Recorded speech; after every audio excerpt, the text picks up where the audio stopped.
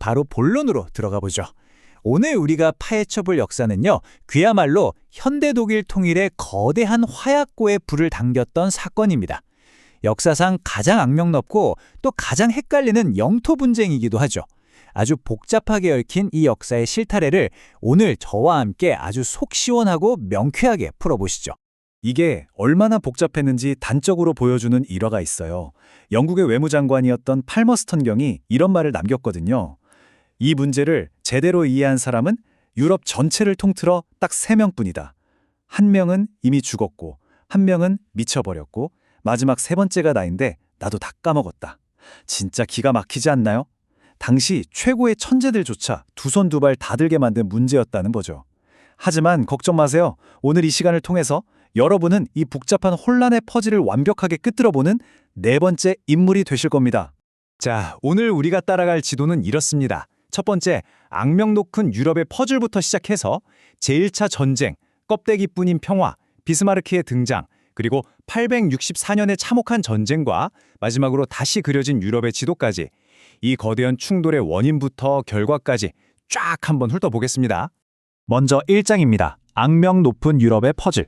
1815년 이후 유럽의 혼란을 향한 조리법. 나폴레옹 전쟁이 끝나고 열린 1815년 빈회의 아시죠? 유럽을 다시 옛말 왕과 귀족들의 시대로 되돌려 놓으려고 했잖아요. 하지만 시대의 흐름을 막을 순 없었습니다. 새롭게 끓어오르기 시작한 민족주의라는 아주 뜨거운 불꽃과 정면으로 쾅 하고 충돌해버린 거죠. 여기서 진짜 재밌는 건 당시의 기이한 국경선 구조예요. 덴마크 왕이 이 모든 영토를 통치하긴 했거든요. 근데 홀슈타인하고 라우엔부르크는 덴마크 왕의 땅이면서 동시에 독일 연방 소속이었어요. 더 골 때리는 건 슐레스빅이었습니다. 여기는 덴마크인과 독일인이 반반 섞여 살고 있었고 독일 연방에 속하지도 않았는데 놀랍게도 덴마크 왕실 전체 수입의 절반을 책임지는 알짜배기 땅이었단 말이죠. 이러니 문제가 안 터질 수가 없었겠죠. 결국 1848년에 덴마크의 프레데리크 7세 앞에는 도저히 양립할 수 없는 두 가지 폭탄 같은 요구서가 놓입니다. 아이더 덴마크인들은 아이더강까지가 우리 땅이다. 슐레스비기를 덴마크에 완전히 흡수하자 이렇게 주장했고 반대로 독일 민족주의자들은 무슨 소리냐? 슐레스비기와 홀슈타인은 한 몸이니까 통째로 독일 연방에 들어와야 한다고 맞섰습니다. 뭐 중간지대라고는 전혀 없는 완전히 타협 불가능한 주장이었죠. 유혈 사태는 이미 예정된 거나 다름없었습니다. 자, 2장으로 넘어갑니다. 제1차 슐레스위키 전쟁, 혁명과 분열된 충성심. 1848년 유럽 전역을 휩쓴 혁명의 물결이 마침내 이 지역의 화약고에 제대로 불을 붙이면서 본격적인 반란이 시작됩니다. 근데 여러분, 이게 단순히 지도 위에 선 긋는 정치 게임이 아니었어요. 실제 사람들의 삶을 갈기갈기 찢어놨거든요. 여기 한 레이스 상인이 남긴 말을 보세요. 과거에 그토록 평화롭게 어울려 살던 이웃들이 하루아침에 민족이 다르다는 이유로 서로에게 총부리를 겨누게 된 겁니다. 친구가 적이 되고 장교들은 귀족으로서의 충성심과 자신의 핏줄 사이에서 선택을 강요받았어요. 심지어 아버지는 덴마크군으로 아들은 반란군으로 끌려가 싸우는 끔찍한 비극까지 일어났습니다. 전쟁의 흐름을 빠르게 짚어볼까요? 1848년 3월에 임시 반군 정부가 세워지고 4월에 프로이센군이 개입하면서 판이 커집니다. 엎치락 뒤치락하던 전황은 결국 1850년 7월 이드슈테트의 호밀밭에서 약 7,000명의 사상자를 내는 그야말로 끔찍한 혈투를 끝으로 일단락됩니다. 이어서 3장입니다. 매우 취약한 평화, 1852년 런던 의정서. 이렇게 피를 흘리다 보니 국제사회도 가만히 있을 수가 없었죠. 압력이 거세지자 유럽의 외교관들이 부랴부랴 런던에 모여서 상황을 원점으로 돌리는 리셋 버튼을 누르기로 합의합니다. 근데요, 이 런던 의정서라는 게 사실 뚜껑을 열어보면 근본적으로 해결한 게 단 하나도 없었습니다. 그냥 강대국들 동상이몽의 결과물이었어요. 영국과 프랑스는 프로이센이 크는 게 싫었고 러시아는 민족주의가 자기네 나라로 번지는 게 무서웠거든요. 결국 당장 급한 불만 끄자고 전쟁 전에 그 아슬아슬하고 말도 안 되는 국경 상태를 그대로 덮어둔 겁니다. 그야말로 시한폭탄의 타이머만 잠깐 멈춰놓은 껍데기뿐인 평화였죠. 자, 이제 4장. 비스마르크의 참전. 기회주의가 위기를 만나다. 드디어 역사의 무대에 그 유명한 오토 폰 비스마르크가 등판합니다. 이 사람 덮어둔 상처를 쑤셔서 자기 이익을 챙기는 데는 완전 도사였거든요. 마스터 기회주의자였죠. 비스마르크의 큰 그림을 세 단계로 쪼개서 볼까요? 당시 프로이센의 빌헬름 1세는 의회가 군대 예산을 꽉 쥐고 안 놔줘서 골머리를 앓고 있었습니다. 이때 비스마르크가 해결사로 총리에 임명되죠. 그는 민주적이고 말 많은 의회를 아주 가볍게 무시해버립니다. 그리고 시선을 밖으로 돌리죠. 바로 이 슐레스비히 위기를 구실로 삼아 전쟁을 일으키고 그 유명한 피와 철을 통해 새로운 독일 제국을 때려부어 만들겠다는 무시무시한 하향식 전략을 세운 겁니다. 근데 마침 여기서 덴마크가 아주 치명적인 헛발질을 해줍니다. 1863년에 덴마크에서 힘을 얻은 국민자유당이 슐레스비히를 덴마크에 법적으로 콱 병합해버리는 11월 헌법을 통과시켜버린 거예요. 이건 명백히 런던 의정서 위반이거든요.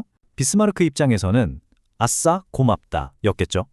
독일 연방의 군대를 끌고 들어갈 완벽한 명분을 덴마크가 제 손으로 갖다 바친 셈이 된 겁니다. 5장 1864년 전쟁, 산업화된 전쟁의 서막. 결국 상황은 다시 파국을 맞습니다. 제2차 슐레스비히 전쟁이 터진 건데 이번에 달랐어요. 나폴레옹 시대의 낭만적인 낡은 전투가 아니라 차갑고 잔혹한 산업화 시대의 대량 살상전이 시작된 겁니다. 이 두 군데의 무기 차이를 보면 그 시대의 엄청난 기술적 도약을 확 느낄 수 있어요. 진짜 게임 체인저였거든요. 오스트리아 프로이센 연합군은 뒤에서 총알을 넣고 분당 여러 발을 쏴대는 최첨단 드라이제 소총과 강철 대포로 무장했습니다. 반면에 덴마크군은 여전히 총구로 화약을 쑤셔 넣고 서서 쏴야 하는 느려 터진 구식 무기를 들고 있었죠. 방어선도 옛날 방식 그대로였고요. 이건 뭐 애초에 화력전 자체가 성립이 안 되는 게임이었습니다. 1864년 4월 18일 마침내 지옥이 펼쳐집니다. 덴마크 방어선 위로 무려 4,700발에 달하는 프로이센의 무자비한 포탄이 비오듯 쏟아졌어요. 요새는 말 그대로 산산조각이 났죠. 자욱한 연기 속에서 덴마크 8여단이 소총까지 버려던지고 맨주먹으로 싸우는 핏빛 반격을 시도했지만 압도적으로 밀려드는 연합군을 막아내기엔 역부족이었습니다. 여기서 우리가 짚고 넘어가야 할 아주 무서운 숫자가 하나 있습니다. 바로 2,000. 이 한 번의 뒤별 전투에서 피를 흘린 덴마크 군인들의 수입니다.